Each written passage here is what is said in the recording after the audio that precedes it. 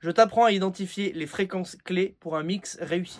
La première région, c'est ce qu'on appelle la boue en français ou le mud en anglais. C'est aux alentours des 200 Hz. Et c'est exactement ce que son nom indique, c'est-à-dire qu'en fait c'est une région où on va avoir une espèce de masque qui vient un peu rendre vaseux notre mix. En général, c'est assez intéressant de venir l'alléger un petit peu. Instantanément, ça va venir ouvrir notre mix. Ensuite, on va avoir la région située entre 3 et 500 Hz, qui va plus être ce qu'on appelle le côté un peu boxy. Donc si vous voyez pas ce que c'est ça. C'est-à-dire on va avoir ce côté un peu muffled. C'est également assez intéressant de venir l'alléger, surtout sur un mix complet. Moi j'aime bien mettre un petit coup d'EQ à 500 Hz avec un Pultec et je viens diminuer de 2-3 dB. Ensuite on va avoir le 800 Hz. Le 800 Hz ça va être plutôt la région de la définition. Très intéressant notamment pour donner beaucoup plus de clarté à une basse. Ensuite, région suivante, entre 1000 et 1500 Hz, c'est le côté un peu nasal, donc sur les voix en particulier. C'est ce son-là. Hein. Donc pareil, essayez d'aller chercher, si votre chanteur a une voix un peu trop orientée